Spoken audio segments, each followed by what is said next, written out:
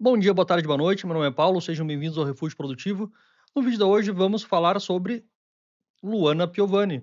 A atriz, ou ex-atriz, eu não sei direito, ela foi contratada por R$ 300.000 pelo Sindicato dos Funcionários do Banco Central para gravar um vídeo contra a PEC do Banco Central, a PEC da independência do Banco Central, que é o projeto de emenda à Constituição. Então, é isso que a gente vai repercutir hoje e depois da vinheta eu te conto.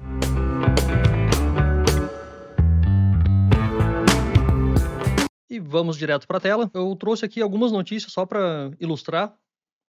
Uma do O Globo, outra do Metrópolis. Deixa eu aumentar aqui. Do Metrópolis e outra da CNN Economia. Vamos ler essa aqui, todas basicamente repercutem a mesma coisa. Sindicato de Servidores do Banco Central pagou Luana Piovani por post contra autonomia. O post seria, no caso, um vídeo falando contra, né? Contratação da atriz por R$ 300.000 foi aprovado em reunião na véspera da votação na CCJ, segundo a ata. Então, teria uma votação para debater essa questão da PEC do Banco Central, projeto de emenda à Constituição, que visa dar mais autonomia ao Banco Central, mas a gente vai ver isso mais adiante. Então, na véspera, foi aprovada a contratação da Luana Piovani, por esse valor, R$ 300.000, para que ela fizesse um post, um vídeo, falando contra, para jogar a opinião pública contra essa PEC. E a gente vai tentar entender, ligar os pontos, para saber por qual razão eles fariam isso e por que a Luana Piovani deveria se manifestar sobre isso. Então, seguimos aqui com a notícia. O Sinal, Sindicato Nacional dos Funcionários do Banco Central, contratou a atriz Luana Piovani para publicar um vídeo contra a PEC que dá autonomia financeira ao Banco Central. Porque hoje o Banco Central ele é vinculado à União, né? Ele depende da União, o teto orçamentário dele é da União, né? Vem da União, então esse projeto de emenda à Constituição quer dar mais liberdade para o Banco Central, para que ele não fique atrelado ao governo, à União, no caso. A contratação no valor de R$ 300.000 foi aprovada em reunião da entidade na véspera da votação da proposta na CCJ, Comissão de Constituição e Justiça do Senado.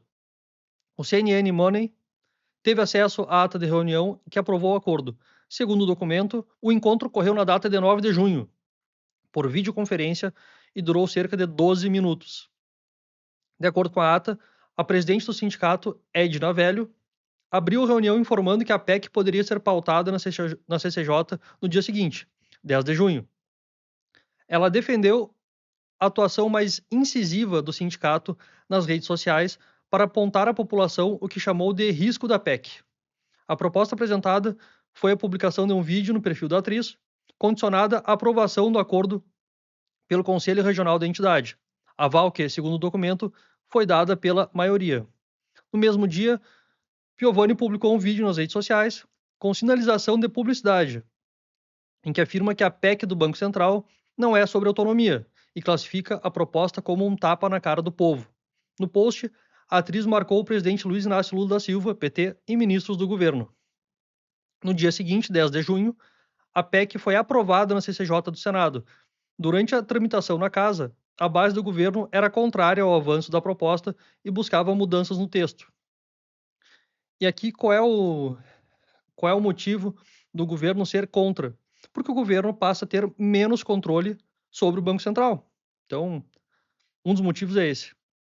E uma das críticas, para ser justo, uma das críticas a essa PEC é que o Banco Central se tornaria mais influenciável pelo mercado financeiro. Então, a princípio, a notícia em si é essa. Mas o que a gente vai tirar disso aqui? E aqui eu trouxe, só joguei aqui no Google, já tem um resumo aqui criado por IA, do que é essa PEC.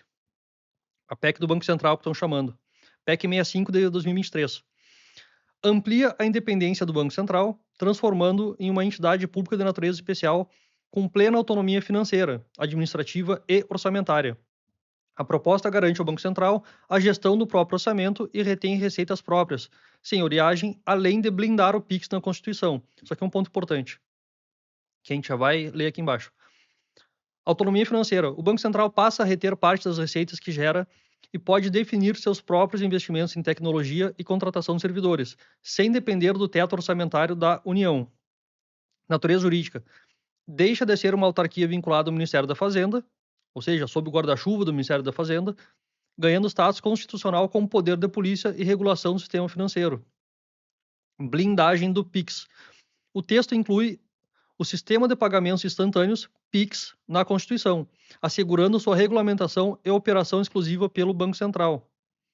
E aqui também seria, pelo que estão dizendo, seria uma medida para garantir que ele permanecesse sendo grátis, né, para a pessoa física, pelo menos. E aqui fala um pouco de quem é contra e quem é a favor e os motivos. Vamos ler. A medida conta com o apoio da diretoria do Banco Central e de entidades do setor financeiro, que alegam ser necessário mais recursos para modernização e fiscalização.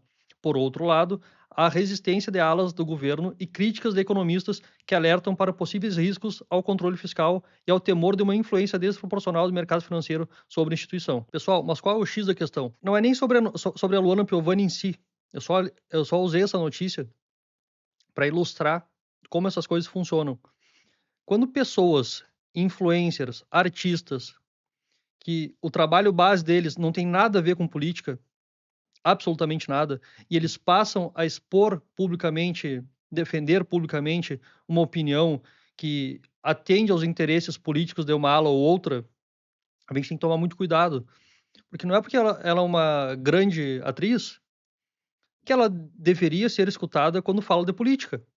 Principalmente quando tem um boleto que paga a opinião dela. E essa opinião contratada descredibiliza completamente o que ela está dizendo sobre qualquer ponto desse projeto. Ainda mais, não só por ela ter recebido 300 mil reais para fazer essa crítica, mas também porque ela sequer mora no Brasil. Ela mora em Portugal há não sei quantos anos e, ultimamente, ela tem sido... É comum ver posts e manifestações dela a favor do atual governo. Então, qual é a lição que fica? A gente tem que tomar muito cuidado quando algum artista ou influenciador começa a dar opiniões fora da sua área de atuação diária, né? Fora do seu nicho. Por exemplo, esses dias eu vi uma influenciadora que fala sobre maquiagens, fala sobre lifestyle, fitness, enfim, dando opinião sobre política também. Aí depois saiu a notícia que ela fazia parte de um grupo lá de influenciadores, participava daquele chamado Conselhão, que foi um grupo de influenciadores, enfim, personalidades, artistas, etc., que o governo chamou para debater políticas públicas, que até então não surtiu efeito nenhum, foi só mesmo para fazer uma militância um pouco mais forte na voz desses artistas e influencers. Então a gente tem que tomar muito cuidado quando uma opinião já vem com um boleto pago por trás.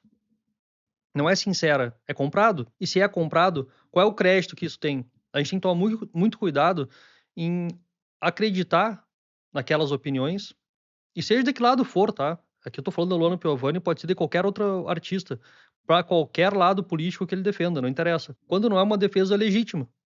E também não quer dizer que por uma pessoa que é um grande artista, um grande influencer em determinado nicho, seja ele qual for, geralmente, né, não ligado à política.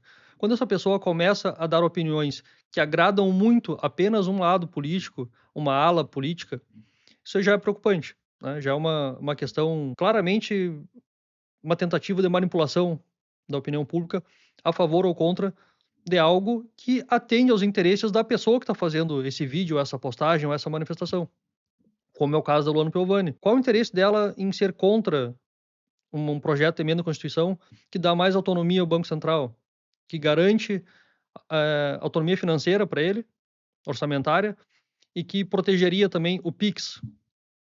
Porque no vídeo dela ela não ressalta os pontos positivos, ela só é contra e diz que é uma grande fraude, etc. Exatamente o que o governo quer, o que o governo tem defendido. Então se utilizou um sindicato para pagar 300 mil reais a ela para fazer essa defesa. Uma pessoa que sequer mora no Brasil. Então, tenta refletir comigo.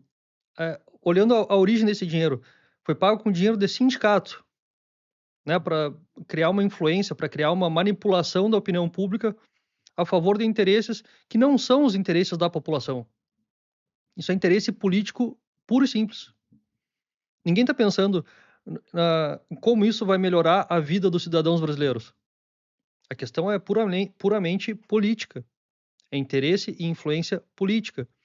E é comum que se use artistas e influenciadores para divulgar determinadas pautas. Isso sempre acontece. O que eu estou querendo dizer é que nós temos que prestar atenção e não cair em qualquer papinho, seja de que lado for, seja para qual lado for. Lado A ou lado B, político. E o que vocês acham desse tipo de opinião paga? Desse tipo de opinião que vem com boleto? Desse tipo de opinião contratada? Acho que é válido, que não é? Que não tem nada a ver, que isso sempre acontece, que é normal? Deixa aqui nos comentários. E não esquece de curtir, compartilhar e até a próxima.